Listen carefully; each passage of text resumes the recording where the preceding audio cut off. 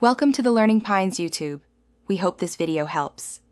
In this video, I will show how to change a RAM 1500 battery. Start by parking on level ground, engaging the parking brake, and opening the hood. Locate the battery and identify the negative and positive terminals. Gather a 10 mm wrench, battery terminal puller, and a new battery that matches group size and cold cranking amps. Keep metal tools away from both terminals and work slowly to avoid shorting any connections.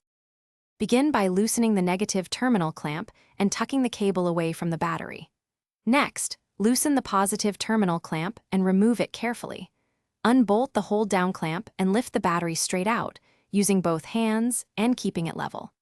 Check the battery tray for acid damage and clean any corrosion on cable ends with a baking soda solution. Dispose of the old battery at a recycling center or return it to the retailer. Set the new battery into the tray, making sure the positive and negative terminals match the cable positions. Reinstall and tighten the hold-down clamp to prevent movement but avoid over-tightening. Reattach the positive terminal first, then the negative, and torque clamps snugly.